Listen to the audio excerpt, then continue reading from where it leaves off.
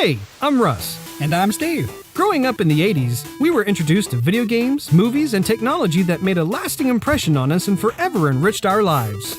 I think I'm gonna cry. It's been a fascinating journey to be a part of, one that we constantly treasure. Higher, booty. Our goal is simple: share our magical moments of discovery and geek out with lovely folks, just like you. Achievement unlocked. So if you crave pixel goodness, memorable moments, and experiences that make your inner child do the happy dance, you've come to the right place. Let's do this. Welcome to Joygasm. Ah, yeah.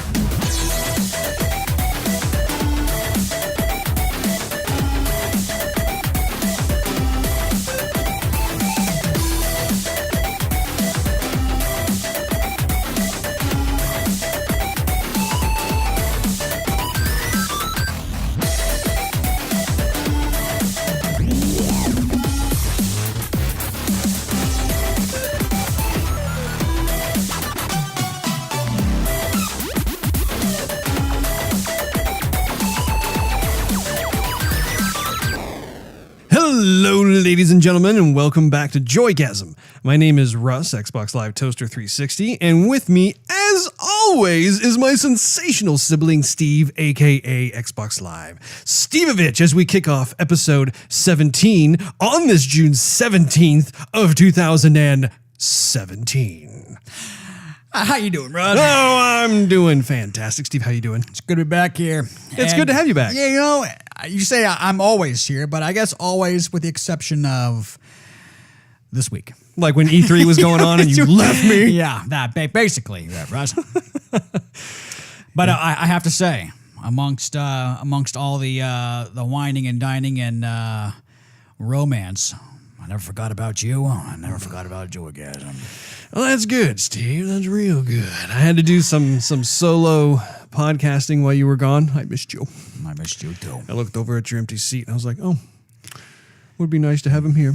You mean there was no Wilson in my place? No. No bearded Wilson? I began to think about getting a volleyball and putting a handprint on there, but no, luckily you came back in time and saved me. Well, you know, Russ, I don't know if I'm more disappointed in Microsoft's conference or the fact that you didn't polish off the bottle. Yeah, you know what? There is about a third left of the bottle. I was just saving it for you. You know, I wanted to be able to do a little cheersing, a little clinkety clink with you. You know, maybe to all the better parts of the conference after Microsoft. Indeed. Post Microsoft. You know, I should let everyone know that if you guys have any questions or comments about the show, you can reach us at twitter.com/JoygasmTV. You can also find us on Facebook.com/JoygasmTV. We're also on SoundCloud.com/JoygasmTV.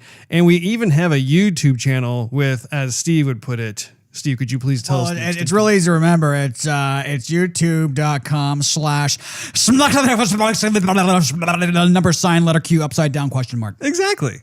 It's really easy to follow. And that's actually the reason why I almost forgot it. I had to think about that for a second. But it's one of those things that I think we need to start building awareness on our show to encourage all of our listeners to go.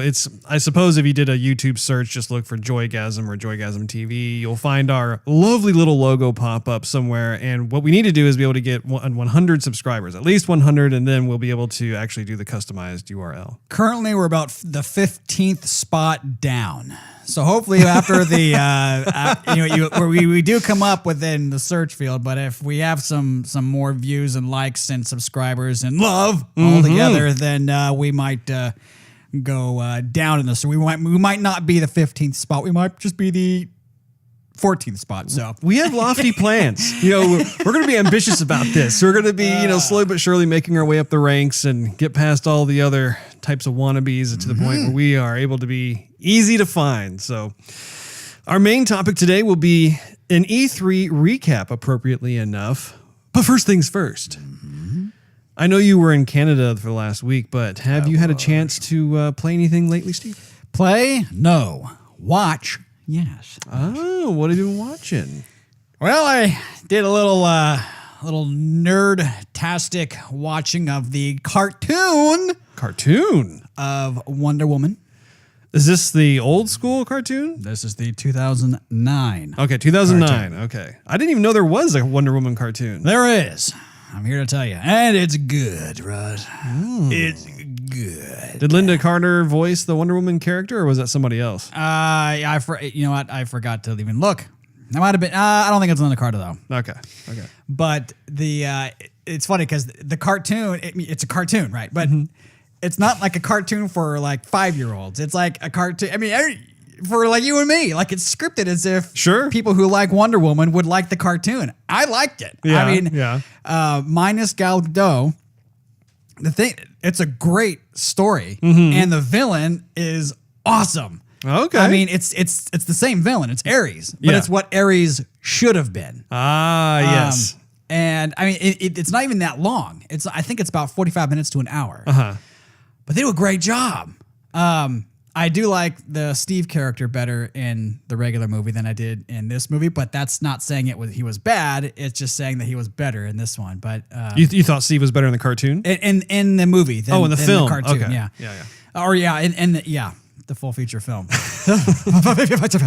So, but yeah, I would say watch it. If you're just looking for something to watch on This is on Netflix? Netflix streaming, baby. Oh, very nice. So yeah, I like Gal Gadot's character better, but in the full feature film.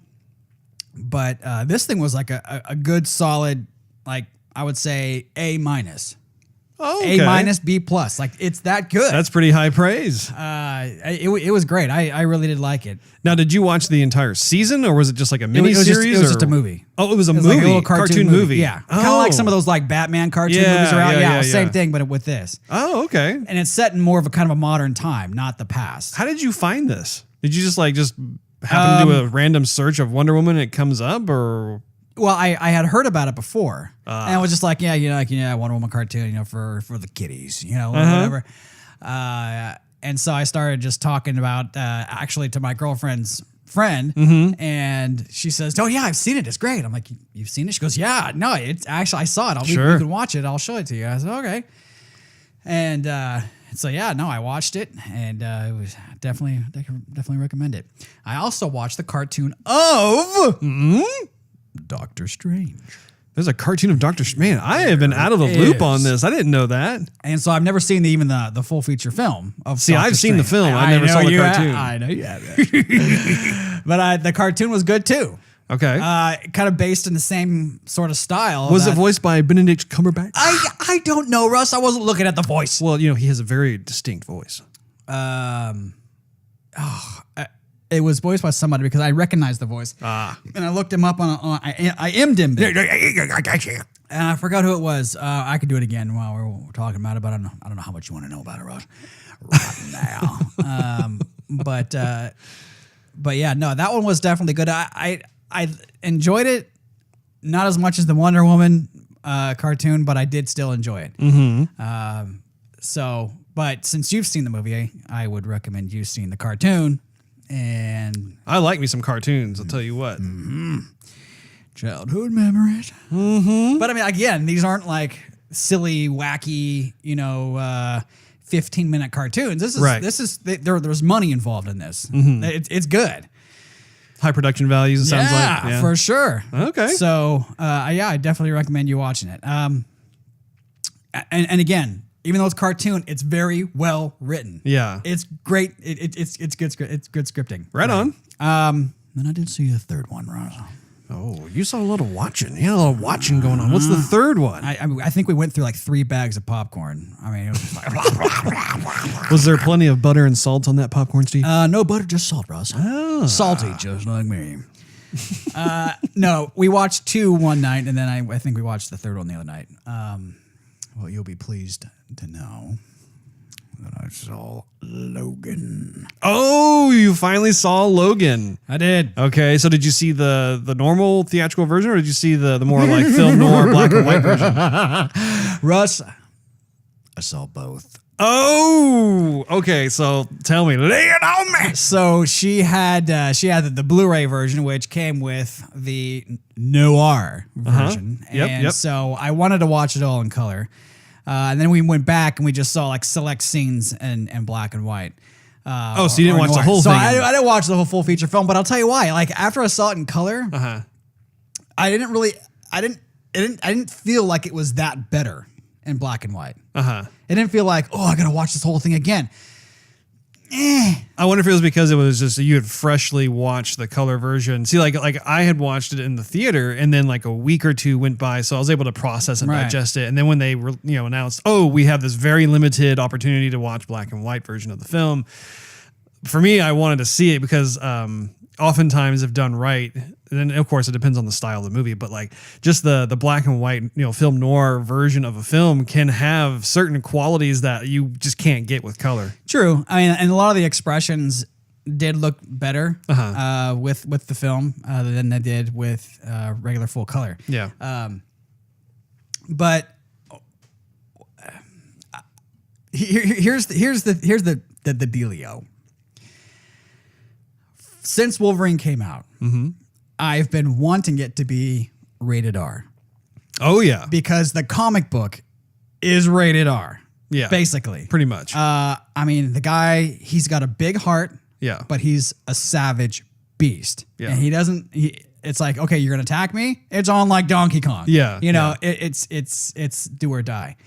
And even though the rest of the films, what happens when he's slicing and dicing. Right. They don't show anything. Right. And I'm not going to say I'm a glutton for gratuitous violence, but I want to see It's just to be expected. Yeah, it's a Wolverine film. Exactly. Like, what would you think is going to happen if he's impaling people with 12-inch blades coming out of his knuckles or whatever? So I wanted to see the gore. I want to see what happens, and so just seeing all the red, like, right, slicing and dicing, making julienne fries. With this film, I definitely wanted to see it. So when I went back to black and white, a lot of that was gone, or at least you couldn't really tell because it was just shades of white and black, right? Sure. Shades of gray. Yeah. So that was a big minus for me. That I definitely wanted to see all the gore. That's interesting that you bring that up because I'm not sure how the MPAA rates that. Like if you have a black and white film that obviously has some sort of stabbing going on where you will see blood, but it's all black and white. You're not seeing the red color. Does that make it more of a PG-13 film, or do they stick to the rated R? Because as you're talking about this, I was thinking about Kill Bill and how there's that one scene where Black Mamba is in that Yakuza, I can't remember if it's some sort of social club or whatever it is. But anyway, she's got her Hanzo sword there.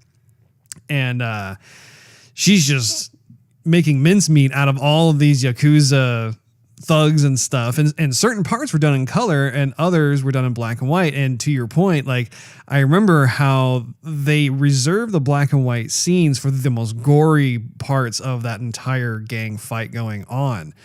And I think it was just because had they kept it in color, it probably would have been a little too much. And so they added a bit of that stylization in there. And I found myself thinking, oh, well, now this is black and white. It's still violent, but it's not like, oh my goodness, So yeah, go ahead. A lot of the black and white parts that I've seen, when we watched it in the beginning, we watched a few scenes, but it reminded me a lot of Sin City in a way. I don't know, because of the frame rate or because of some parts were computer graphics and some parts weren't. Well, Sin City was in black and white too. Right, that's what I'm saying. Yeah. But the way they did it was, it reminded me a lot of Sin City. Yeah. So I loved it. I loved the movie. Is it one of your favorite X-Men movies? Yeah, definitely. No question. It did seem a little forced with some of the swearing. Like, it's rated R, so we're going to say... Yeah, the F-bomb. We're going to F-bomb the crowd, Yeah.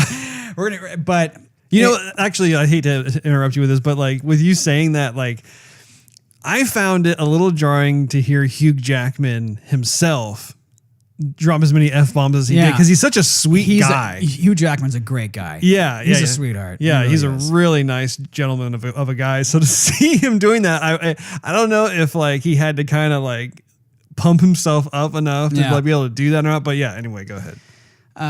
So that seemed a little forced, but it was more entertaining than I think it was for, just for the rating. I think because they were, getting old and they were kind of being grumpy old men that were trying to take care of each other. Right. it did make me sad in the end when he died. I kind of figured that was going to happen. Spoiler alert, by the way. Yeah, really. So, I mean, but it's been out for a while. I mean, come on. So, but it's not the fact that he died. It's the fact that Hugh Jackman said that he doesn't want to do any full-length feature films of Wolverine anymore. He wants to do kind of stand-ins, like, okay, if you film another X-Men or you film another, like, Deadpool, for example, I'm going to come in there. That'd be okay. But I don't want to do a full, front-to-back. Well, I heard that he hung his claws up for good because he's been a Wolverine for over 17 years. Yeah. He's not as sprightly as he used to be. Right. But I mean, there's still many stories that can be told about Wolverine. I mean, in the comic books, he is still alive way into the future. Yeah. So that made me sad to see Hugh Jackman as Wolverine die. That being said, I'm still looking forward to any kind of Weapon X sort of thing they're going to bring out. Well, I like you were saying earlier, I hope that they have a Deadpool sequel of some sorts where Hugh Jackman can come in as Wolverine. That would be sweet to see him next to Ryan Reynolds, because both of them are friends outside of the film business anyway. I mean, they're constantly giving each other props. Yeah. Just whether it's on Instagram or Facebook or even in movies and stuff. So that would be a super cool opportunity. Yeah. So that really that hit me. I'm like, no, I don't want this to be the last one. Yeah. So I don't know. We'll see. One thing they didn't explain too well in the film was the relationship between the girl and Wolverine. They just kind of kept on saying, well, this is your daughter. Well, he's your dad. This is your daughter. He's your dad. And then we go, as the audience, okay, that's a fact because they told it to us. But where's the history? Like, okay, well, who's her mom then? Like, which one of Wolverine's lovers in the past? Because he's had tons. And which one was it? They didn't say. I don't, it's been a while since I only saw the film once. And so I don't remember exactly all the details, but I don't recall if she was actually like his daughter or if like she was a mutant and she was put in. Cause I remember all those flashbacks of like how they were testing all those children who had mutated and had different mutant skills and abilities and stuff. And so as a result, like she went through the same type of process that Logan did in terms of the adamantium being added to her bones and that sort of thing. But I don't recall if they actually said, no, this is your daughter. They did. They did. Okay. Yeah, for sure. So that was disappointing. And then towards the end, he says, he's making the kids go away. And he looks to his daughter and he says, everybody who's ever been close to me dies. Winds up dying. I'm thinking, and I had like this flashback of all the different lovers that he's had and who's passed away, and it just like flip a page of a book, all of them. I mean, they've all gotten into trouble or gotten killed or gotten maimed somehow. And I thought, yeah, he's definitely right there. But that's what I wanted to see more of in the film this is why he's saying this. This is why he's making you go away. It's not just because he doesn't care about his own life anymore. There's more to it than that. And if you didn't know, then he would just be saying go because that's what Hollywood told him to say. Yeah. So, yeah, the only part of the film that I thought was a little on the weaker side was just the kind of, I don't want to say cliche, but just seeing all these youngsters making a run for the border kind of a thing. I felt like it could have been handled a bit differently. Especially seeing Logan amongst all these teenagers. I don't know. I kind of went back and forth on it. I thought that perhaps there could have been a different idea that could have been explored. But other than that, I love the film. I thought that was one of the best films of this year. Yeah. Well, cool. Did you see anything else, or were those the big three? I know. I started to watch a fourth, but there wasn't. After that, I'm thinking, man, we're not spending a whole lot of time together. So you look over at your girlfriend. You're like, "Who are you again?" Yeah. Oh, wow. Hey, you're a pretty hot chick. Come here often. Yeah. Anyway, I started watching Big Hero 6. Oh yeah, that's a movie I've seen little bits and pieces of, and I've heard that it's good. So I thought you had watched the whole thing. I have not. Leslie has watched all of it, but not me. I started to watch that, and we never finished it. We only got like a third into it. Okay. And we wanted to barbecue, and it was like the light. It was still sunny outside, so we thought, well, we got to get out there. But so far, that was good. Yeah. So I definitely want to continue that. As you should. I know for me, let's see, I didn't really watch anything this week other than just a ton of E3. I mean, E3, of course, was like just, the center focus. And I did, let's see, I did a lot of game playing though. Before I forget, you were talking about Wonder Woman. Mm-hmm. Okay, I don't know if you know this or not. I did not know this. I was talking to a buddy, and he let me know that Robin Wright, who's in Wonder Woman, did you know that she's the princess in The Princess Bride? Yes. I didn't know that. You didn't know that all this time? And all this time, dude. Nice. Whether it was like House of Cards or anything else, like I didn't know that. She's also Jenny from Forrest Gump. Oh my gosh, you're right. Mm-hmm. That's right. Say it one more time, Russ. Say it one more time. What? That I'm right. Steve. You're right, Steve. You are so right. I like it. That blows me away. Amazing. I mean, what? It was just crazy. I remember, like, I hadn't. She has this tremendous. Wesley. Yeah, my sweet Wesley. Yes. Childhood crush. Yeah. By the way, that's Steve's middle name. And for a while there, you weren't too crazy about it, but I think that film kind of brought you back around, thinking it's not too bad. Mm-hmm. Wesley too can be a dreaded Pirate Roberts. That's right.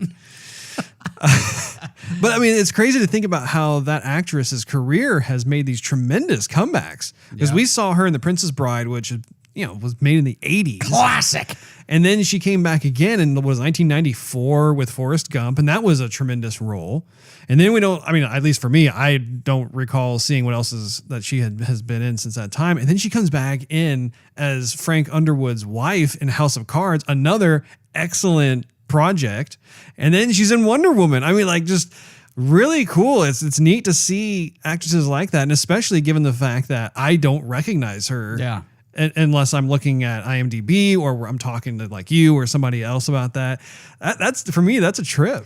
You know what also is a kind of a trip is, when you grow up and you have these idolized images of celebrities or actresses or actors or something like that, and then time does what it does to everybody, which is makes them older, and life happens, and sometimes people just don't care about looking great or eating hardly anything so they don't gain any weight or whatever. And then after like 50 years, you look back like, what happened to that person? Well, of course, time happened, right? Like it does to all of us. Yeah. Robin Wright looks stunning. Yeah. Still. Oh, she's very beautiful. Yeah. Yeah.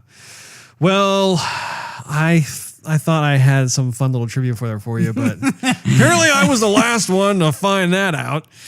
Let's see. I've been playing Injustice 2, of course. That game I know I sound like a broken record, but I keep playing the game, and it's just such a fun. I haven't had a fun fighting game in years, and so to have this game come out, Red Hood, the DLC character, was dropped recently. So I've been having fun getting to grips with him. I got Catwoman up to level 20, which is the max that you can get for each character is level 20. There is still just a plethora of gear that I still need to unlock for Catwoman. Of course, all the other characters that they're pretty unused right now. Or underused, I should say. I'm having to go to each one. It's hard because you get used to a certain fighting style of one character, then you have to basically kind of start from scratch again and relearn all the moves. Yeah. But that's fun. I mean, and it's fine by me because of just how they have the game set up, and especially like with the multiverse feature. I love the multiverse feature, how they have these planets that come in and out on a daily basis. And it's very gratifying, rewarding to be able to score different types of rare or epic gear and that sort of thing. One thing that I did want to let our listeners know who are fans of Injustice 2 is, in case you guys don't know how to get Red Hood, this is one of the little kind of question marks, one of the flaws of the game really, is that typically with an Xbox One or PS4 title, you have an automated process when it comes to DLC content, which is to say, if you have something that comes up, typically you'll have a notification at the title screen that, hey, there's this new piece of DLC that you're welcome to get and buy if you want, or maybe for free, whatever the reason is.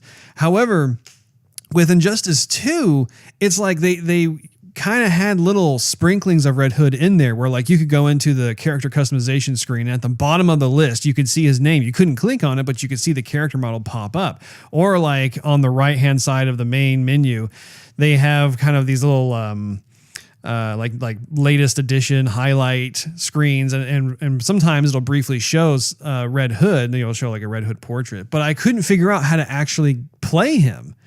And so here's how it works. Check this out, Steve. I'm checking. All right, here we go. You have to exit out of the game. So, and this is just for the Xbox folks. You have to actually go into your games and apps section, find Injustice 2, the little tile there of Injustice 2.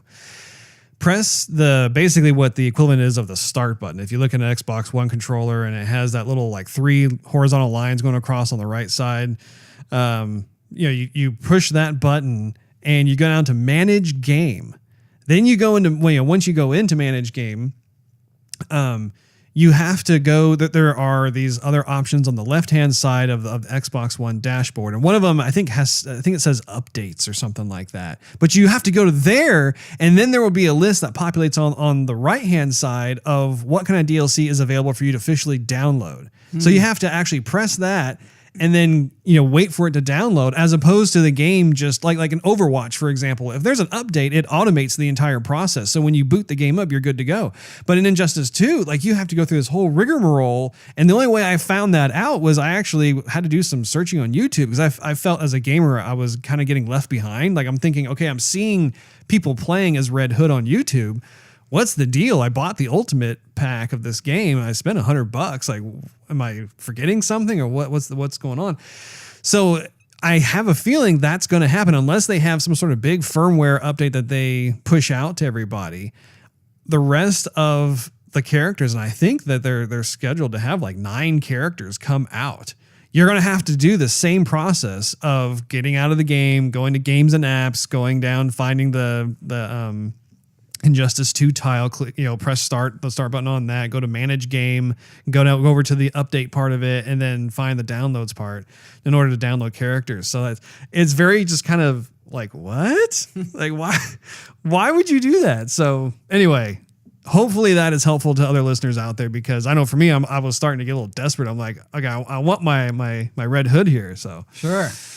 Other than that, I, of course, played more Overwatch. Oh, snap. And I ended up just using some of my gamer credits to buy both the Diva anniversary skin as well as the Hanzo anniversary skin, because I wasn't getting them. And luckily, actually, looking back on the anniversary feature, I think I got all of the skins I was hoping to get. I can't think of any other skin that either I didn't purchase or that I just didn't score through a loot box. And to be perfectly fair, I mean, a lot of the skins that I did score were through loot boxes. Right. So I'm pretty pleased about that. I got quite a few of the ones I was enjoying. The only thing I didn't get, I burped. Anyway. Let me clean off my microphone for a second. Yeah, sorry, that'll leave a mark. The dances in the game, I only got a handful of those. I think I probably scored about 3 or 4 dances overall, and so that was a part. But I was more interested in the skins anyway. So I mean, it's just, I look at it and go, it would be nice to have, but not a huge deal. I still have not even started season 5 yet on the competitive side of things. I keep looking at that. I'm like, no, I'm not going to do that. I'm going to go back to something else. I did notice that after they went back, and this is something that we noticed last night as we were playing Overwatch. Indeed, was that Capture the Flag is missing. Yeah, I can't believe it. I love Capture the Flag. Yeah, Capture the Flag. Back. I know. It's like, what are you doing over there? Yeah, Blizzard. I wonder if they just removed it because they're adding to it or something, because I'm sure it'll be back. I mean, yeah. Right now, I mean, you have all these different elimination modes. It's like, okay, pick your elimination mode. Yeah. How fun is that? Can we have some different game types, please? They're always tinkering, those folks at Blizzard. That's why we love them. It's funny because I got so used to, and put a lot of late night hours into leveling up and gaining experience, and I started getting used to getting 4,000, 5,000, 6,000, 7,000 points. I mean, one competitive match, like I told you the other night, I almost got 13,000 experience points from one competitive match. And so then last night we played, and it's like, yeah, here's 2,000 for you. Yeah, here's 2,500. Like, I know, it's such a letdown. You're like, I want my 4,000 or 6,000 experience. Yeah, we definitely got spoiled during that time. Also, the moon colonization, the Winston map that we had talked about a little while back. I thought for some reason that they were going to release that sooner than they have. Actually, it's scheduled to drop on June 20th. And so I don't know if anybody else. Around the corner, right? Yeah, next week. I wasn't sure if anyone else was confused by that. I know I thought, I thought they were going to be dropping that at any moment when we initially reported it. But anyhow, the final game that I played and beat was Firewatch. Oh, yeah. Yeah. I was thinking about that one the other day when we were podcasting. What happened to it? Yeah. Overall, great game. Really nice storytelling. The graphics have more of that kind of stylized, cartoony look to it. And I think the strongest component to that game was the voice acting. Oh, yeah. That's pretty much it. Yeah. You have your character, which is voiced by male, and then you have that female companion who's in a different watchtower looking over this national park of sorts. And the relationship between the two is really intriguing as I was playing. I found myself looking forward to just being able to use my walkie-talkie to talk to her about anything. If I found a discovery or if there was an opportunity to be able to just make some small talk or whatever. And they give you choices. I thought that was interesting too, is that the way that you respond to a question that she has, or if you want to proposition an idea or probe her a bit, you can, but there are different ways of going about that too. And just the story of how they have it set up where you are married to a woman who doesn't really know who you are anymore because she has some sort of mental illness and stuff. And so that's why you go to this kind of summer job gig anyway, to try and clear your head and figure out what you're going to do. And you meet this woman, but there are other things that go on throughout the game. And I don't want to spoil it for folks who haven't played it, but I highly encourage you, if you have not played this game, Firewatch, on Xbox Live, you should definitely check it out. The only thing is that I felt the ending was a little lackluster. I wanted something a bit more than how it ended up being, but the whole time I was playing, I was like, man, this is a cool game. I look forward to seeing if that company, and I can't remember who the developer is off the top of my head, but I really look forward to seeing if they're going to make a sequel or if they're going to make a different game altogether. But it just really, it goes to show like how powerful voice acting can be in a game. Well, also they have the main character, or the protagonist. Use my verbiage, my my language skills. You're so enlightened. The guy that you play, he's voiced by one of the actors from Mad Men. So you get some pros who are up to the mic. You're not just getting some random Joes saying their lines. So the acting, that's why the acting is good. You got skilled people doing it. Yeah, well, that combined with the fact that you're in this national park and all you have is a map and compass to get around with, they go hand in hand really well, because if there was a particular scene where there's a bit more paranoia going on or something, it just added to me kind of going, I don't know where I'm going. I need to get back to my watchtower. Yeah. So it was, overall, just really great game. So that's about all I've been playing, Steve. That sounds good, Russ. You know, I had one more thought about Logan. The antagonist. He was from Narcos. He was. And I was like looking at him like, I know that guy from somewhere. I know. I was doing the same thing when I watched him. Like, who is that guy? He's a guy with scruff on his face, but I mean, I know that guy. And so I had to pause the movie and look it up. But yeah, I was glad to see him in another role, because he hasn't been in anything I've ever seen. Yeah. Since Narcos. Another good show, by the way. Oh man, love me some Narcos. There has been some just tremendous TV programming, which oftentimes is not even on the TV. It's just through Amazon or Netflix. They are killing it. Awesome with Netflix. Loving it. Well, Steve, shall we transition into some game news? Let's do it, Russ. All right. Talk to me now. Let's do it to it. The first one that's going to kick us off is that new Xbox avatars are coming to Xbox One. Have you seen this? I have. Express your attitude. You have sci-fi body parts, crazy haircuts, wide assortment of outfits. You can express your wheels in terms of having wheelchairs, skateboards, motorcycles, and more. You have other types of props that you can use. You can express your style. You have a whole emote library, character style packs. Correct me if I'm wrong, but the female avatars, it looks like you could have like little makeup effects. Yeah, you can. Yeah. Yeah, it's pretty crazy, like how customization friendly it is. You can. They promote the whole express your imagination. You can customize colors, like to your point, on every part of your avatar. So I, for one, am looking forward to that, because that was the one thing about Xbox One when it was released, where I was like, dude, I love the avatars from Xbox 360. I liked being able to create a little avatar that looked.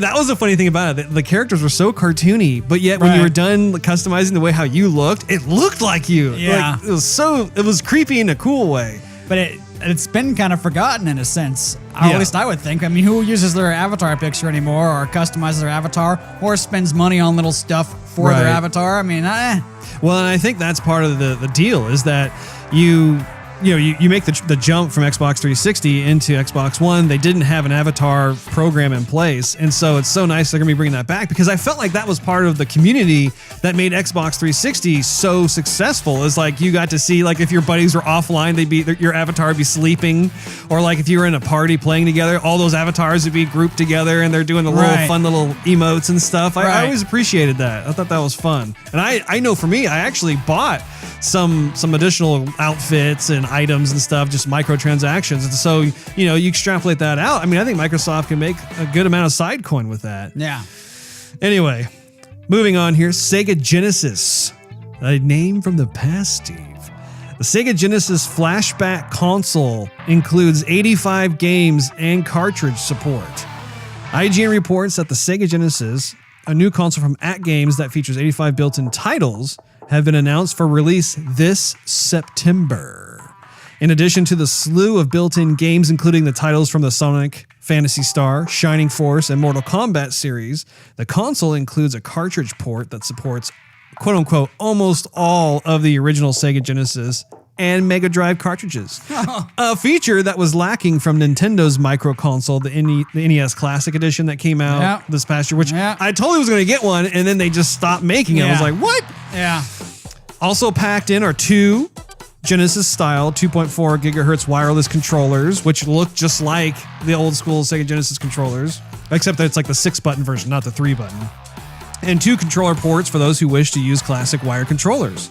The Sega Genesis Flashback also features 720p HDMI output and scanline filtering. So, I mean, the games are actually going to get a bit of an upgrade, which is pretty sweet. Yeah, it's good. It's going to look like a 4x3 mode on your screen. Right. So, like, the wide portions are going to be cut off. Yeah. And then, Additionally, every game will also support a feature that lets you save, pause, and rewind the action. So it's pretty, I mean, I may have to pick one up just for nostalgia purposes. Well, how much is it going to be again, Ron?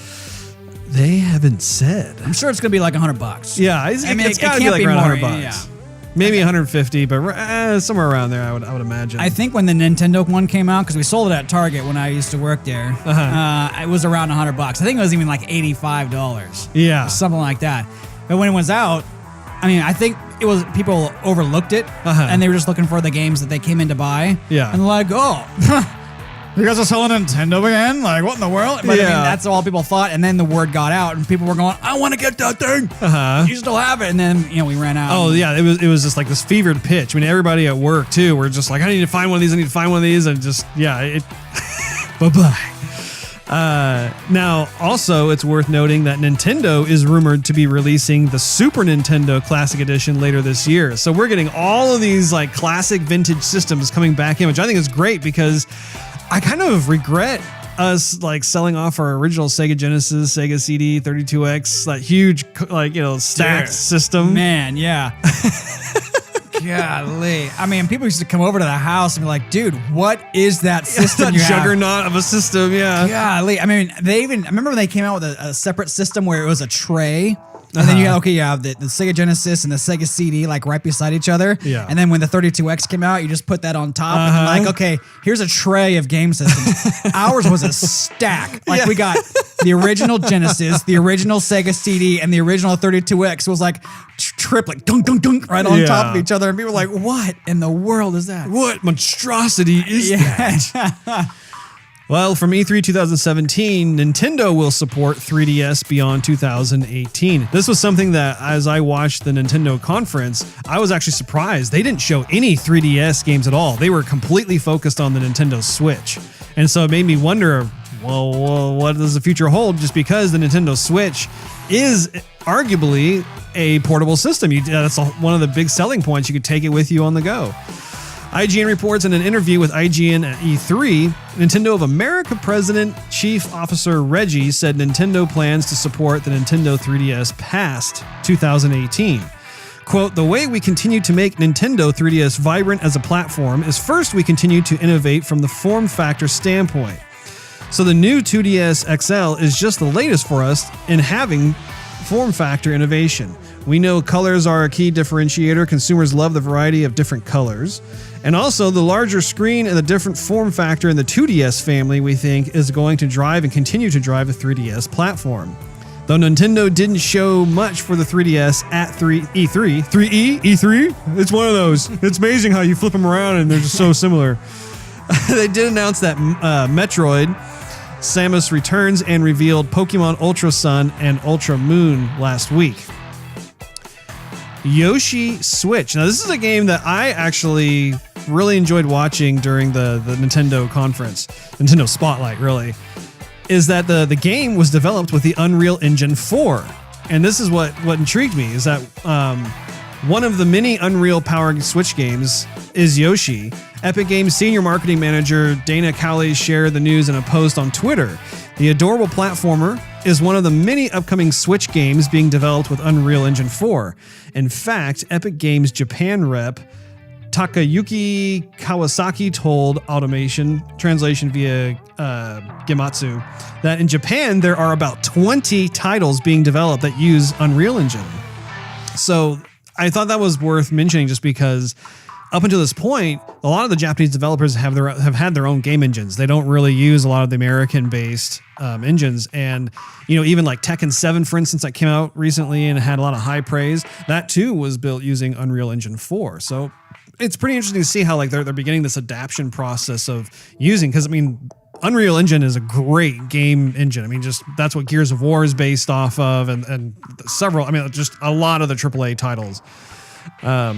Anyway, continuing on. Sony defends PS4's lack of crossplay for Rocket League and Minecraft. Now, this is something also that piqued my interest.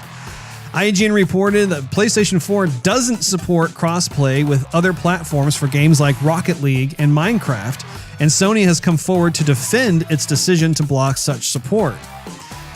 They say we've got to be mindful of our responsibility to our install base is their reasoning why. He continued, we have a contract with the people who go online with us that we look after them, and they are within the PlayStation curated universe, he said. Exposing what in many cases are children to external influences we have no ability to manage or look after, it's something we look to think about very carefully.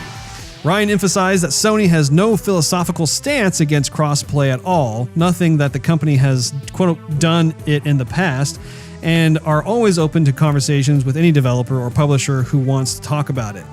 This article, to me, is important because you have developers who, for instance, who made Rocket League, which I've played, and one of the biggest draws of that game is that it doesn't matter if you own an Xbox One, a PS4, or even a Nintendo Switch, because the game is coming to Nintendo Switch as well. You can play the game with those people. It's the biggest dream that gamers have, where it doesn't matter what console you own. If you have a game that's available for all those systems, you can then play with your buddies and have a good time. At the end of the day, that's what's most important. Right. So the fact that they are effectively blocking that, I don't know. I'm not too impressed with Sony on that. You can tell they're trying to spin it in a way where we don't have an ability to manage and da-da-da-da. It's like, come on, you guys. Where there's a will, there's a way. Yeah, all gamers want to do is be able to play with their friends and play with the overall gaming community. It's like by doing that, you're once again stepping on the toes of people having a good time. So hopefully they'll revisit that decision and be able to be more supportive with that. Now, the other thing is that Atari, you remember good old Atari? Wow. They're making a new game console. They're coming back, dude. Sorry to cut you out. Oh, you're good. I woke up actually. I know about that, but I woke up this morning going, man, the Atari system. Why am I thinking about this? Are you serious? I'm absolutely serious. I thought of Atari and I thought of Jaguar and I went, right now there's Sony and there's Microsoft. Sega went by the wayside and everything else went by the wayside. 3DO, Nintendo's whatnot. Still around. Nintendo's still around, but I mean, in a way, you almost don't see them as being like totally next gen. They're more for they make a lot of fun games. But a lot of kind of cartoony games, right? And so I don't think of them in the same class. They're in a class of their own. Right. But so I think, okay, well, who else is going to bring some? Is this how it's going to be or from now on or what's going on? Yeah. Anyway, go ahead. Let's see here. Polygon reported Atari is working on a game console. CEO Fred Chesnies, I apologize if I didn't say his last name correctly, said in an interview with GamesBeat at E3 2017. He wouldn't say much about the device, telling GamesBeat only that Atari is back in the hardware business. The last gaming console, if you recall, from Atari was the Jaguar, which debuted in 1993 and was discontinued in 1996. It didn't last very long.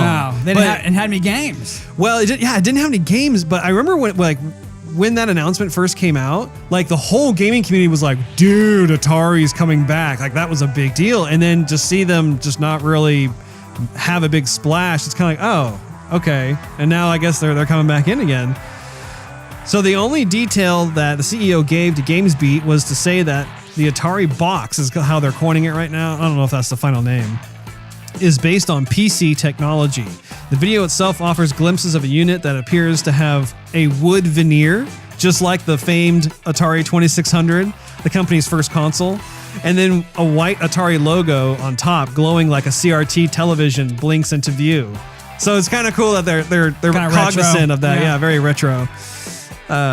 It's hard to imagine Atari making a device that would compete, like we said, with the PlayStation and Xbox.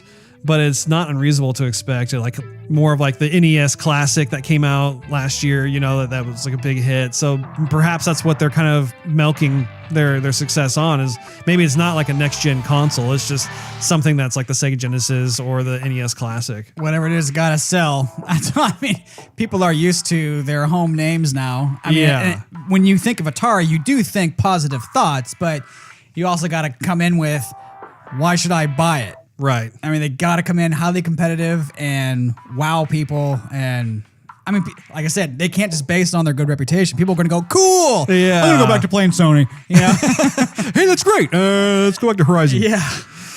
So let's see. Oh, here you go, Steve. Far Cry 5 news includes Animal 6.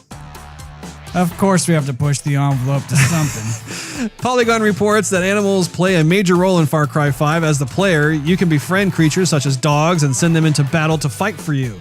Fierce dogs are a common sight in the rural America that is the backdrop for Far Cry 5. And the game includes something else that's straight out of nature. Animal copulation. The player character, I guess they had some sort of demonstration they had at E3, and the player character stops his vehicle to observe a startling sight outside his passenger side window, which is it's pretty common in a place with a lot of farms. But apparently he stopped the car and looked over, and you can see a bull mounting a cow and mating with her. So you officially have animal sex in video games now, Steve. I mean, it happens in real life, Russ. It does. I mean, coming from the farm like we do, I mean, every once in a while, when we would go fishing or, ride a bike or something like that, you'd hear the bull taking action somewhere in someoone pasture. Relieving some stress. What in the world? Yeah, really.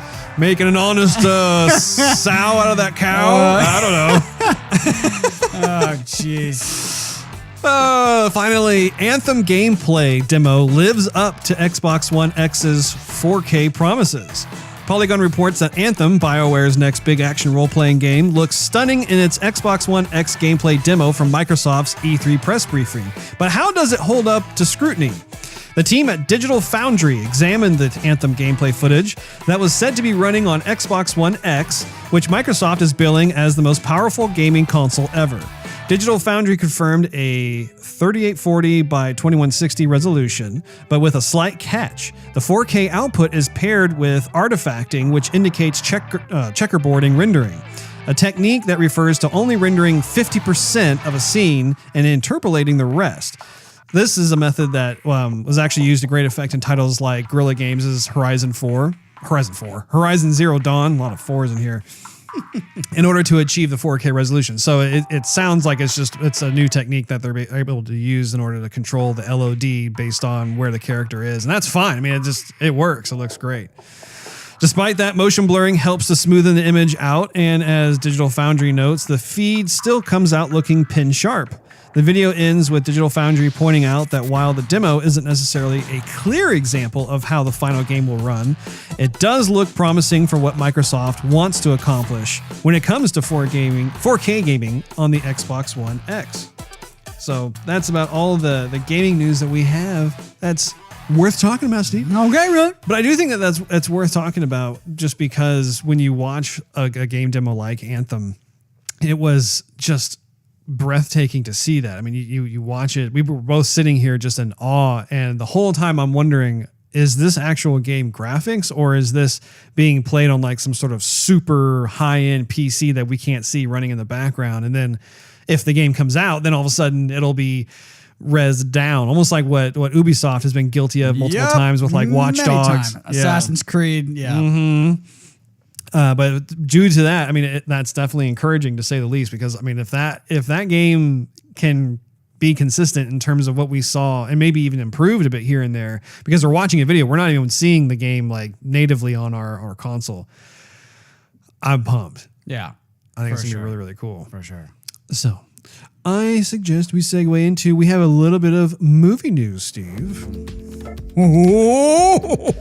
This one in particular is a little sad. Adam West dead at age 88.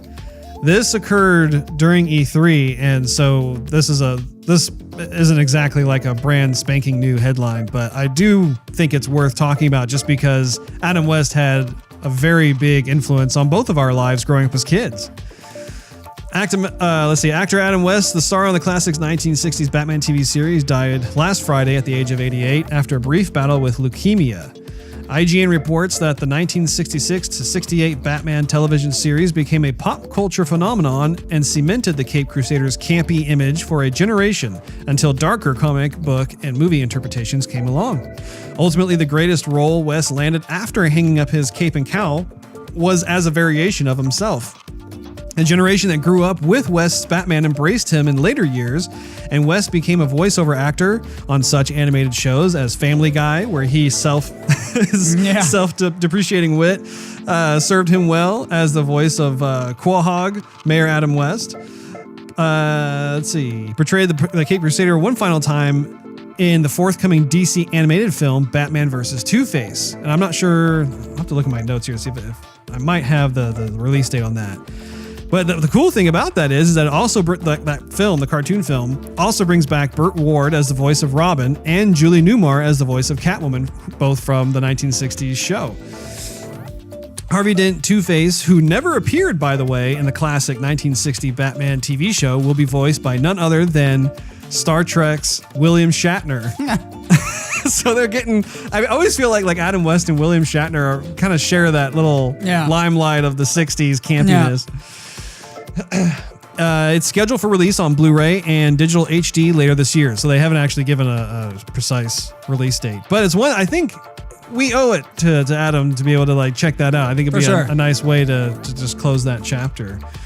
What's also worth mentioning is that a memorial was held at the LA City Hall, where thousands gathered, and a spotlight of the classic 1960s bat symbol was cast onto the building in remembrance. Have you seen this video? Yeah, I have. And what better way to do it too? I can't think of a better way to do it. Yeah. Honestly. Yeah. Well, I could, which is if they could like reflect the bat symbol in the sky instead of on the building, that would have been cooler. Yeah. But I mean, you know. Well, the nice thing about the LA City Hall building is that it's that Art Deco style, which is very fitting for the Batman universe. Yeah. But yeah, I need to take a minute here just to talk about that for a bit, because I'm this huge, ginormous Batman fan, and the first time I ever laid eyes on Batman was the 1960s TV show, and it was just this fun, campy kind of thing. But I was just absolutely engrossed and fascinated with Adam West and Burt Ward as they had, their Batcave, and just the way that they were trying to deduce certain crimes that were committed, and just the fact that they were working hand in hand with the police and stuff. That really acted as a catalyst for my absolute fandom into the world of Batman. Then of course, later on down the road, then I started reading the comic books, and then Tim Burton's Batman movie came out. I was like, this is so epic. This is amazing. And then it just goes, it kind of snowballed from there. So, well, you got to also take remembrance to all the little sound effects. Bam, yeah, bam, bam, yeah, wham, blow. Growing up as a kid, when we'd wrestle around, smack each other a bit, we got all those sound effects, come into play. Well, the other thing too is just so people know, even when I was a wee little kid, I had some awesome Batman pajamas that our sainted mother gave us. Yeah. Well, gave me. I think you had Superman. I did have Superman. Yeah, I had Batman, and these little pajama things were so cool. I had the Batman logo on the front for the shirt part of his long sleeve shirt, and then little sweatpant things, and then it had these little Velcro patches on the shoulders, so you could Velcro on like a cape. So I had the Batman cape on, you had the Superman cape on. Yeah. So it was lovely memories there. Man. Way back. I think it was like back when you were 4 and I was 6 or something. And plus, I mean, that turned me on to tech and to cars. And all that stuff was through that show. I mean, the Batmobile. Yeah, you got a jet engine in the car, and the car looked cool and everything, and all those little gadgets and whatnot. Yeah. I mean, it wasn't even so much the crime fighting, although that was cool too. But that's what really got me into it. Yeah, yeah. Well, even them climbing up the side of a building, it was so funny. As a kid, it was just magic on screen. Right. You were just blown away. You look at it now, and you're like, "What the heck is going on?" Right. Oh, but I love it. I actually should probably pick up the whole collection. I have a friend at work who owns the entire catalog of the 1960s classic. So anyway, Batman and Spider-Man composer Danny Elfman to score Justice League. So IGN reports Danny Elfman, the composer behind 1989 Batman and Spider-Man, is set to score the Justice League. According to The Hollywood Reporter, Elfman has taken over for Junkie XL, who recently departed the project to work on Warner Brothers' Tomb Raider movie. So I guess they have another Tomb Raider that's in the works. This will be the first time Elfman composes music for Batman again since 1992's Batman Returns, which I absolutely love the soundtrack too. Yeah. Danny Elfman is the man. Yeah. Like he is one of my all-time, I'd say he's in my top 5 composers ever. Yeah. That he made when you buy a soundtrack for a movie, it sounds good in a movie until you listen to it outside the movie and you're like, why was I liking this again? How does this not even fit? When Elfman makes it, yes, I mean it's a composition.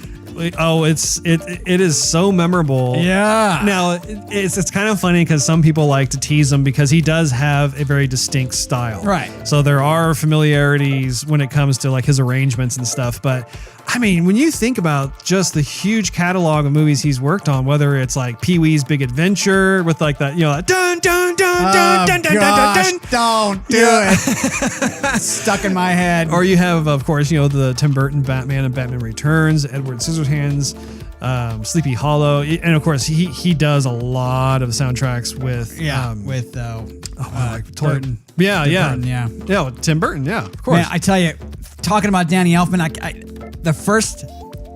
when I saw the first Batman and the scene when he rescues Vicky Vale, and they're driving through, they're going back to the Batcave, right? And the composition of him flying down that street, Yeah. and all the leaves that come off, Yeah. and the engine's roaring, and she's trying to look at him, and he's trying to like still keep secret because he doesn't want to. Right. Bruce Wayne's secret identity. Sorry, I'm getting excited. And then da da da da da. I've got goosebumps in my ears. Very romantic. Oh gosh. Yeah. Such good music. A little side note. I remember reading a while ago about when Tim Burton was still in the midst of getting the film edited. Like they had done a lot of the principal photography, and they were trying to find someone to do the soundtrack for it. And back in the day, that was back when Danny Elfman was pretty new to the scene. He really hadn't done that much. And so in order to get buy-off from the producers, like the stakeholders of the film, they were in the recording studio, and they wanted to find out just like how things were going. And so Tim Burton asked Danny Elfman to play the main marching theme, which is what you hear during the intro, the title sequence and stuff, the main titles. Man. They played that, and what ended up happening was that it was such a rousing experience that all of those stakeholders, the producers and stuff, they started to dance in the aisles and stuff because they were so excited over what happened, and that basically cemented Danny Elfman as like, so cool. His moment has arrived, and of course, as you were talking about just now, he's worked on virtually every Tim Burton film, and he's gone beyond Tim Burton as well. He's worked on other films like Spider-Man, for instance, that sort of thing. But yeah, just such a tremendous talent. I remember the opening credits to either Batman 1 or Batman 2 when you're seeing like the bat symbol. And that's the first one. Yeah, and you're kind of like, what? Okay, we're going through a corridor. What are we going through? Right. But I'm enjoying the music. And almost like, I don't want to.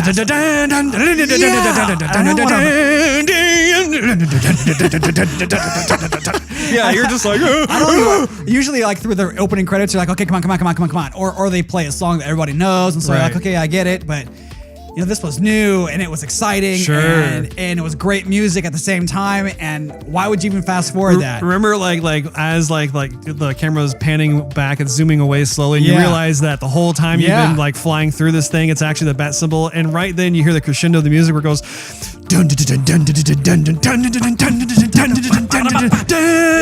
it had that huge symbol at the end where like the screen goes to black. I'm like, dude, I have watched that film it's probably one of the most watched films I've ever seen, and I still to this day, even talking about it, I have goosebumps right now. I have chills on my arms because it's just like, dude, that was so perfect. What a way to set the premise for the entire movie. Yeah. And actually the soundtrack to that, every song, every track is it's just genius. Yeah, and the thing is too, when you listen to the soundtrack, the scene of the movie. Yeah. Like both go hand in hand. Right. Other times when you listen to the Gladiator soundtrack, for example, which is still a very good soundtrack. Yeah. Or Jurassic Park, which is still a memorable soundtrack. Right. Some songs come on, and you're like, okay, where are they at in this part of the movie? Where I remember the song, but I don't remember the scene. Yeah. With the Batman soundtrack, you're like, I know the scene, I know the dialogue, I know exactly what happened. Yeah, absolutely. They go hand in hand. It's very recognizable. Justice League will also see Elfman reunite with Joss Whedon, as the composer was brought in to add additional music for Avengers Age of Ultron. So those two are tag teaming up again. I'm curious to see how that's going to all play out. And of course, I'm a big fan of Joss Whedon based off of his efforts on the Avenger films. That whole Justice League project is pretty interesting to see just what's been transpiring in terms of like who came into the project, who left the project. You can tell that they're bringing in the big guns to try and make this as good as possible. So I'm very pumped to see it. I'm very curious. The final story I have on here for movie news is that at the box office, Wonder Woman remains champ while The Mummy disappoints in debut. And this is really not very much of a surprise. No. The DC movie earned an estimated $57.2 million over the latest weekend, bringing its current domestic total to $205 million. The worldwide total for the Patty Jenkins directed film now stands at $435.2 million, which is just over 2 weeks worth. So it goes without saying. Yeah, it's doing quite well. And that's about all the movie news we have for today, Steve. Tom Cruise needs to do something more than just make popcorn action flicks, I think. Because, when I saw the preview in the movie of The Mummy, I'm thinking, okay, it looks like a Tom Cruise movie. You know? And I mean, not to say that it's bad, not to say that his career is going in one direction, but Right. I mean, I got to thinking lately of, because I read that story. I do read stories before I hear them from you. You know Russ. how to read? That's amazing. From time to time, I do plan ahead. Are you a fan of the periodicals, Steve? So I got to thinking of A Few Good Men. And I got to think, okay, Tom Cruise can act, right? I mean, he's been in dramas before. Like The Firm, another good movie. He's been, and now he just does action flick after action flick after action flick. You know, and not to say that he hasn't done a drama in a while. Yeah, he needs to like try to change it up a little bit. I mean, Night and Day, Mission Impossible, The Mummy. I mean, that's just off the top of my head, but I can't remember Tom Cruise in a good drama or anything else. Day After Tomorrow. Yeah, exactly. Yeah, it'll be interesting to see if he has another drama in the works. Well, you know, of course, we know he's working on Top Gun 2. That's another one that's coming out. Oh, yeah. I hope that's good. Moving on to our topic of the day. So we're going to talk about the E3 recap. Obviously, there were a lot of games that were shown, and I am curious overall, Steve. I guess the first question just to kick this off is, what was your favorite game at the show? I think the most memorable game of the show would have been Anthem. Okay. When I think of E3, that's my lasting impression is Anthem. Yeah. And when I got to Canada and I saw some friends out there who play games too, the first game I asked them about is, did you see Anthem? Mm-hmm. So kudos to EA. A lot of other great games that had an effect, and a lot of games that I'm still thinking about. But Anthem is the first and foremost in front of my mind. That's a big one for you. Mostly because I knew nothing about it. I didn't do any research. I wanted to come to it fresh, and I was glued to the footage when it came out. So that did it for me. For me, it's a tie between, once again, Anthem is one of them. But also Spider-Man for PS4. I just gotta slap my mic around a bit. Sorry about that. Boonk, a little bit of boonk. Almost fell asleep and I had to jostle myself up. Microphone had to slap you in the face.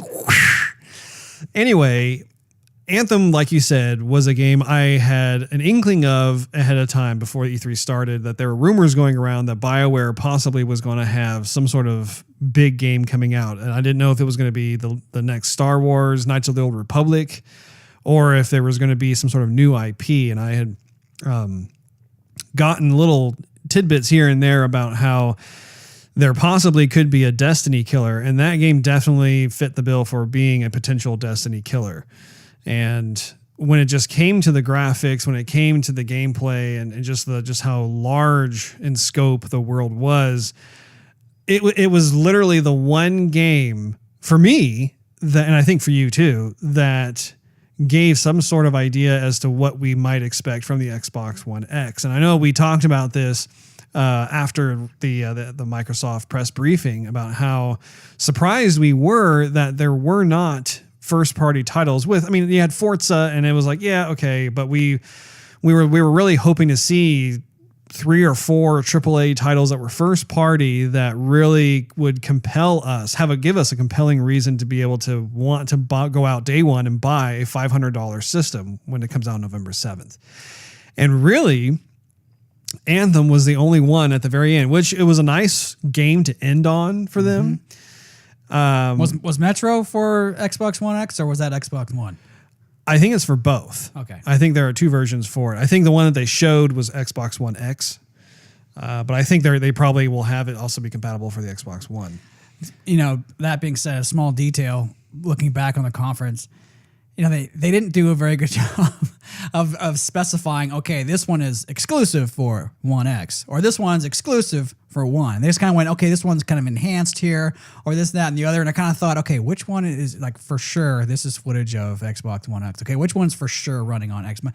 I kind of, if you noticed, they had a certain way that they would announce their titles at the beginning, because like sometimes they would say exclusive. Yeah. And so that tells me that is in fact an Xbox One exclusive. But then there'd be other times where you hear the guy's voice come up and say launch exclusive, Well, that tells me that it probably will be out on Xbox One first for 6 months, Right. and then it'll come out on other platforms. Yeah, it just was forgettable, kind of how they did it.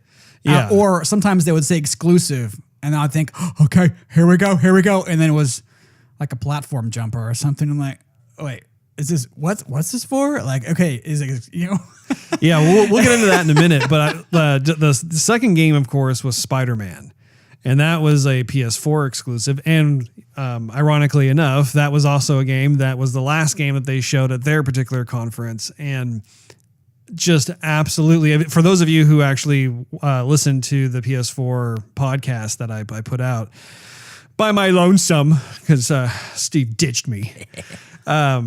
You could tell. I mean, I was absolutely floored. I was so blown away by the production value of the game, just the animation quality, just the storytelling aspects of it, the interaction of the environment, the level of detail and everything. I mean, I could not believe that was gameplay. And it was in fact gameplay. And so going back and forth on that, it was between really Anthem and Spider-Man for me. But having said that, there were lots of other contenders from other games. And I felt like this E3, it was interesting. It wasn't like there was one company that just dominated all the rest. It was almost like there was a sprinkling of titles that each company showed. And so as a result, looking at it from a gamer's point of view, it's like, oh, okay, well, there are going to be a healthy dose of games that are going to be coming our way.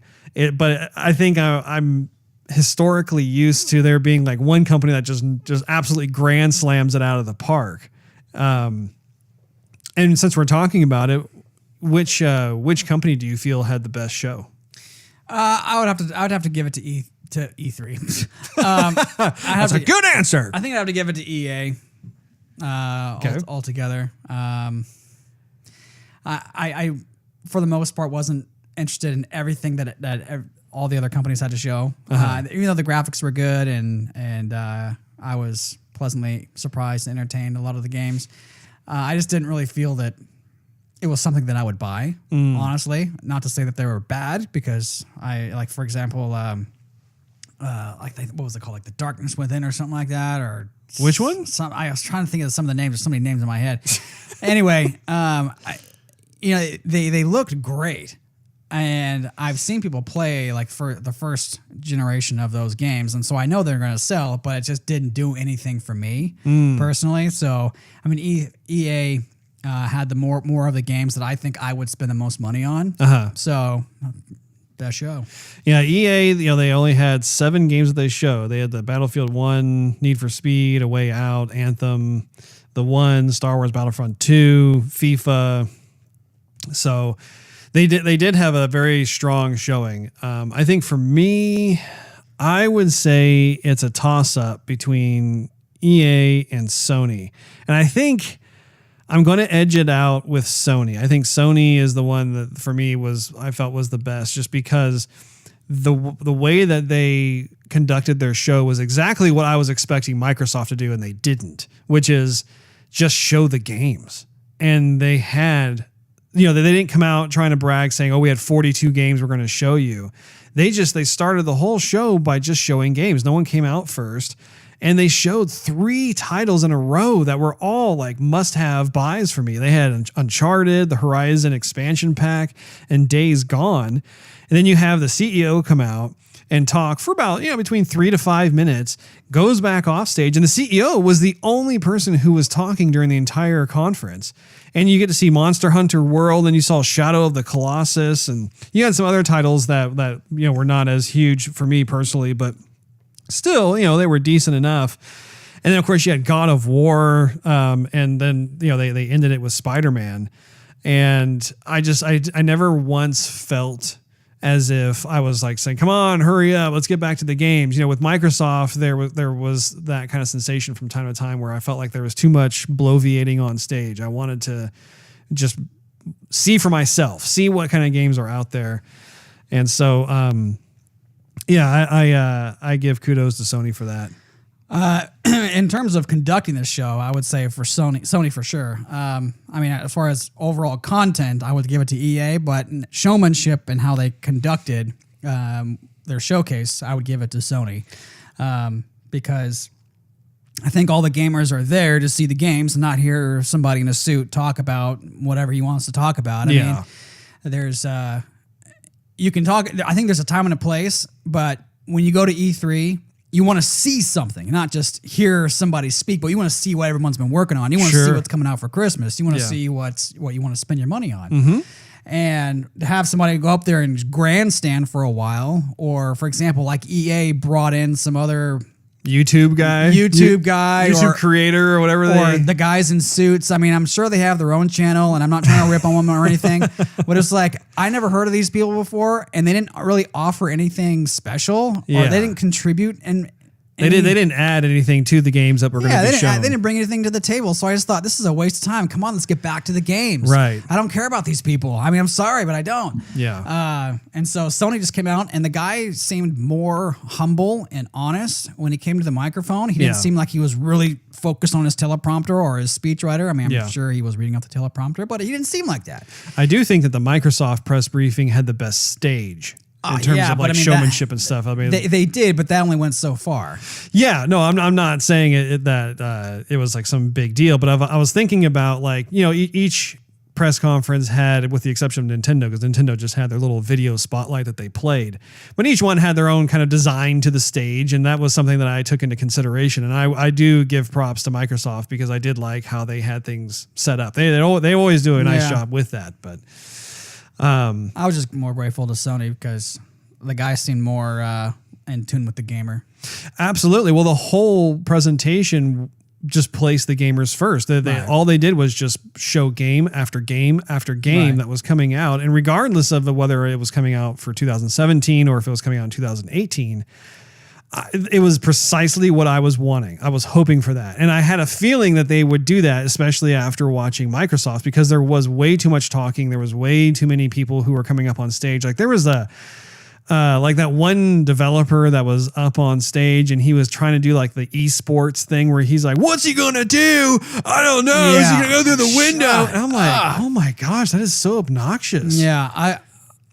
Like it did not add anything to it whatsoever. I mean, that's that sort of thing. And then also too, there were a significant amount of titles that Microsoft had put up there that were the indie style games. And there really wasn't, I didn't have the feeling that there was a lot of purpose to these games. Like, oh, here's yet another title with someone randomly running around shooting somebody else, right, or killing somebody. Like, where is the story? And I think that's what resonated with me the most when I watched the Sony press conference, was that most of the games they had up there had story. It was showing, hey, something's going on, something's afoot, you know. Welcome to this new land. Although what was really funny with the Sony ones is that a lot of the Sony titles that they showed, they had some sort of outdoor wilderness kind of motif going on. So I thought that was pretty funny. But another thing I thought was worth mentioning was that a lot of the heavy hitters that we were anticipating to make some sort of appearance were no-shows. You know, Red Dead Redemption 2 was not there. Yeah, we already kind of figured that there was pretty big possibility they wouldn't show up. Yeah, I mean, and it's Rockstar, but just the fact that, you know, I still had hope. I was like, oh, maybe they'll show a little surprise. Something. Yeah. But Borderlands 3 was a no-show. That was one that I really expected them to make a splash. Halo 6, of course, we knew that ahead of time that they had canceled the show of that, but the fact that it was absent overall. And that was another thing too, come to think of it. I remember we covered a news story about how 343 said that they would be showing some sort of title at E3, but it wasn't going to be Halo. And I don't think we saw anything from 343. Yeah, I don't think so either. I mean, unless they showed that behind closed doors, but that was a news headline that we had covered early on. Anyway, there were no Gears of War games, whether it was like some sort of standalone story or if it was like Gears of War 5 or whatever. So they were missing. You know, on the Sony side, there was no Last of Us Part 2. You know, The Last of Us, you know, had come out for the PS3, and I was thinking, oh, surely Naughty Dog's going to have something. I mean, especially like if they were to have that either, I mean, they did have Uncharted to kick off, which was great, but even if they were to place that in the middle or even the end of their show, I mean, granted, they had Spider-Man, but just having something that just really would get the saliva flowing into a drool-like state. Well, I think they even have a trailer that's out for Last of Us 2 also. I think you're right. Yeah, I think the there was playing some, the guitar. I mean, there was another show, a Sony only show that had occurred, I think, a few weeks prior. And yeah, they did have that, but it would have been nice if they would have added a little extra. I don't know. It just seemed like that would have been the cherry on top for their particular show. Also, no Tomb Raider 3.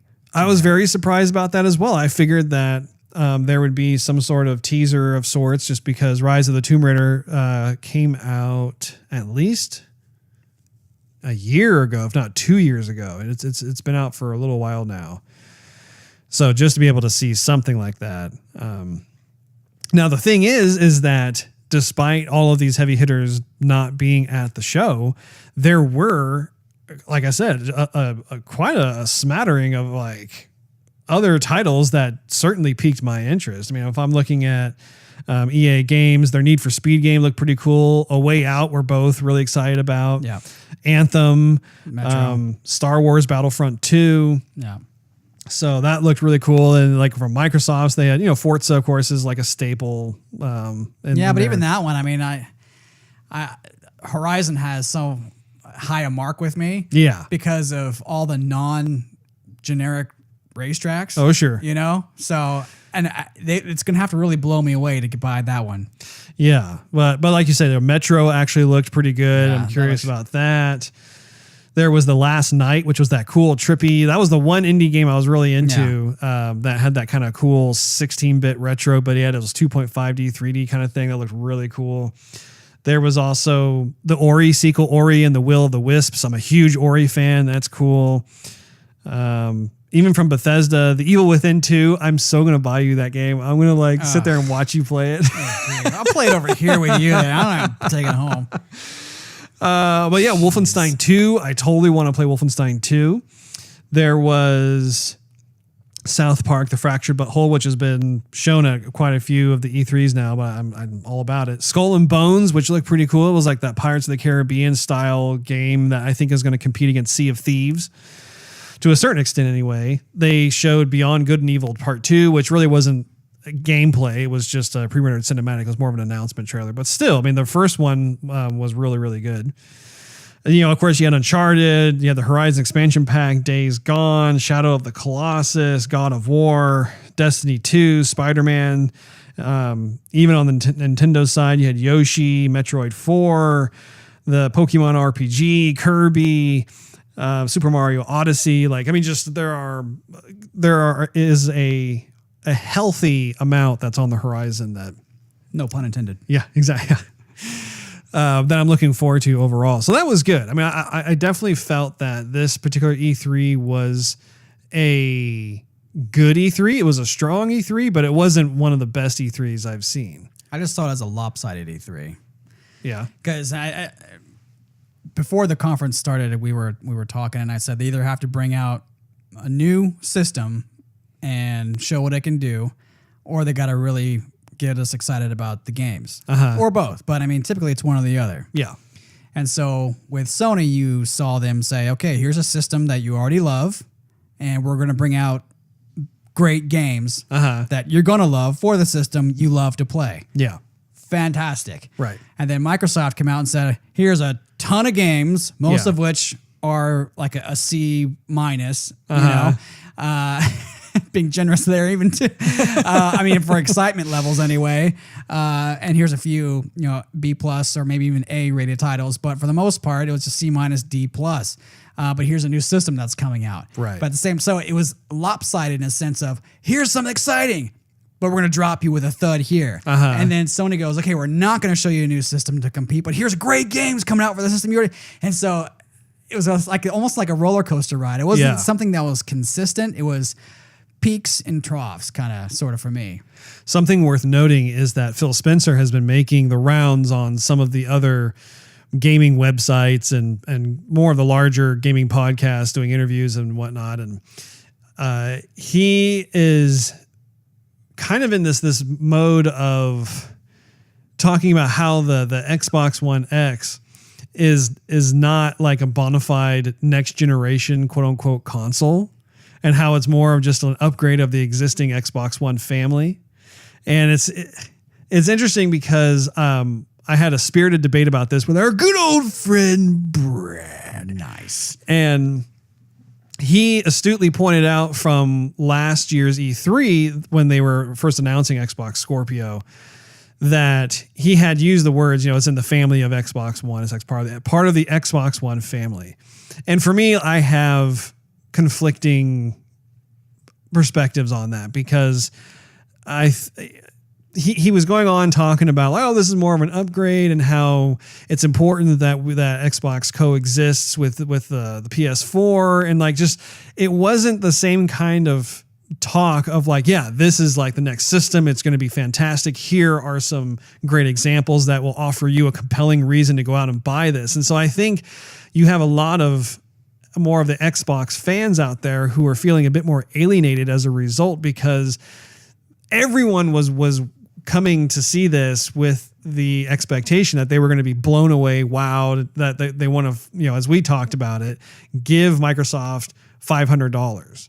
And even at $500, man, at this point, looking at it, they're we covered this earlier on about how there's a real concern there at the notion of having multiple systems. We have the Xbox One and the Xbox One S and now the Xbox One X, and how the developers, especially third-party developers, are going to build their games as a result of this amount of players, and they're going to have to look at the bottom line and figure out how are we going to make this game that's going to make sense for us in terms of monetizing our success. Are there going to be titles that are built from the ground up only for the Xbox One X where they are exclusives, or are they going to build for the lowest end when it comes to performance? And then just do some minor tweaks we tweaked up to 4K and here are a couple of up-res textures, And so I think that there is a challenge ahead for Microsoft to be able to try and convince people that this is the title, or not title, but the console to get. And I don't know. It strikes me as them saying, well, you don't have to get the system. You can if you want. This is only for people who are hard. They're making excuses. They're saying things that are, once again, if I put on my gamer hat and I'm listening to this, I'm thinking, you're not compelling me to want to go out and be excited to buy the system, especially considering the fact you're asking for $500. If it was something like a minor upgrade that was $100, it's not a big deal. If it was $400, I could get there. I could be okay, $400. But what is it? What is the system going to offer us that will compel me to go out there and buy that? And I just don't see that at this point in time. So at this point, I'd just rather keep the PlayStation 4 and keep the Xbox One and keep on loving them as they are. And then if it breaks or something, or I get the 3 red lights of death like the 360 had, then I'll upgrade because I have to buy something at that point. Well, and the other thing too is I started getting into a lot of the semantics of it, but not necessarily limiting myself to the semantics, but also just thinking about what you can tell they're doing wordsmithing. They're wordsmithing a lot of their promotion of this system, where they're not saying the term next generation console, but they're saying it's the next step in the family of consoles or that sort of thing. And I got to thinking, well, what exactly constitutes a next generation console? And I think about it, well, there's typically a project name that starts out with the full reveal of the final name later on. The hardware is a massive upgrade of what the current gen offers. And you're going to be, as a result, being able to play games that are not, you cannot get the same type of fidelity or experience on this new system that you can the older systems. So that tells me that this is, in fact, a next generation console. I mean, the fact that they had Project Scorpio and then they revealed it as Xbox One X. At last year's E3, they had that huge teaser trailer thing where they had all the developers talking about it's the most powerful console ever. I've never seen anything like this before. 6 teraflops? Are you kidding me? They have liquid cooling and all this different stuff going on. And now they're kind of backpedaling a bit, saying, "Oh well, no, this is just part of the Xbox One family. Where like we can expand it a bit. So like for those of you who want like the ultimate experience, you can go here." I'm like, no. This is a next generation console. Period. You can do all the fancy schmancy marketing advertising you want and wordsmith it to your liking so that it fits your agenda. But when it comes down to it, if you compare the architecture of the Xbox One versus the Xbox One X, there is a fundamentally huge gap between the two in terms of what they're able to do and not do. So anyway, I think the name I said it before. The name is terrible. I mean, yeah, because you have Xbox 360. Okay, you have Xbox. Yeah. Xbox 360. Yeah. Okay.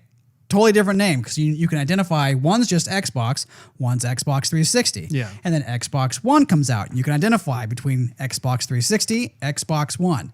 Then you have Xbox One S that comes out. Okay, so you can still identify with it because one has the S on it, right? Right. And now you're just adding one letter, Xbox One S. So we have now 3 systems that have pretty much the same name. Yeah. With the identification of one letter. Right. You know, I mean, at least with PlayStation 1, 2, 3, 4, the numbers can change up a bit. This one has just a name that sounds like 3 systems, but it's supposed to, and so in that respect, I can kind of hear what Brad has to say because it just sounds like it is an upgrade because it's still Xbox One, Right. and then you just change the letter. right. But like you said, with all the other architecture inside, it sounds nothing like the current system. Right. I mean, the So- one thing that bridges the gap between all of the systems is the fact that they are intentionally making it backwards compatible. So you can play your Xbox 360 titles, your Xbox original titles, and even Xbox One titles. And that's a great feature to have. You know, one of the other things too that was talked about was that there was concern over whether or not people at home could be able to see the differences of what the Xbox One X can offer on screen, just because if you have a TV at home that has a 1080p resolution and it's capable of doing 4K, how can you tell? And that's actually at first I thought was a sound concern, but then I was thinking about it. I was thinking, well, it goes beyond just the 4K signal.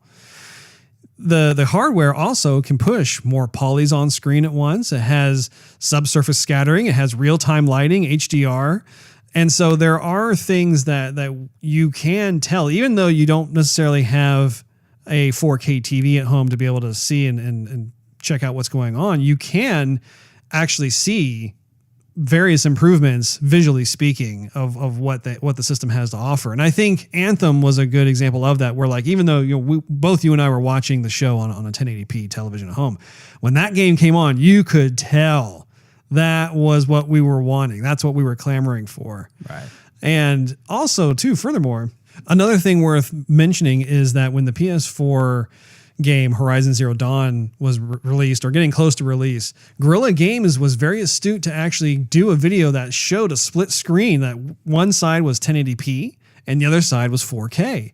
And it didn't matter what screen you were on. Like if you were on, looking at it on your laptop or your smartphone or whatever, you could totally tell the difference of just the 1080p versus 4K.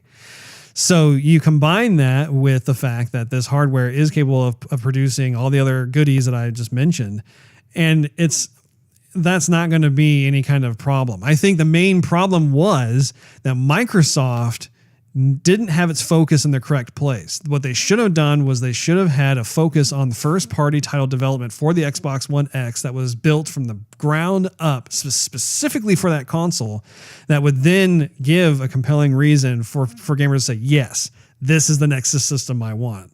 And left the name at Scorpio. Totally. Much better name. I've talked to so many people who were like, dude, if they left it as Xbox Scorpio, I'd be fine. Yeah. I think it was a cool name. And instead they go with that. I'm thinking, how many millions of dollars did you spend to come up with that name? I got to thinking of the different names of Sega systems. Sega Master System, Sega Genesis, Yeah. Sega CD32X, okay, passable. Those are like, yeah, okay, Saturn. All Yeah. right, that's kind of like Sega Saturn that sounds is a little fantasy, sexy, kinda, yeah. Galaxy-ish. Dreamcast, Sega Dreamcast. Yeah. dude. Uh-huh. Can you think of a better name for a system? I mean, PlayStation sounds great, but I Yeah. mean, So you have Or great even Nintendo. I mean, yeah, Nintendo, Super Nintendo, which is cool, rolls off the tongue. You had Nintendo 64. Nintendo. Well, you had N64, which sounded cool. You had Nintendo GameCube. GameCube sounded great. You had the Switch. I think that's a cool name, Nintendo Switch. Okay, yeah, It's switch on and that sort of thing. I think it's cool. It's smart, but it's not a cool name. Same thing as Nintendo Wii. It's way better than the Wii. The Wii, I cannot stand that name. Or the Wii U, really? Yeah, oh man.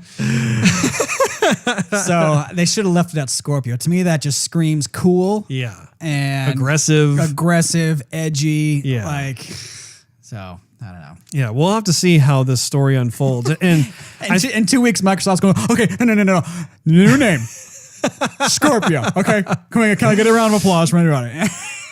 Well, and the biggest thing is, I think it's important to say that I hope that we're wrong. I hope that they have some sort of solution in place where perhaps there's a way that the system can detect what version that this game is being played on, and as a result, it can automatically up the amount of polys being used or the texture resolutions. I don't know if they have that in place or not.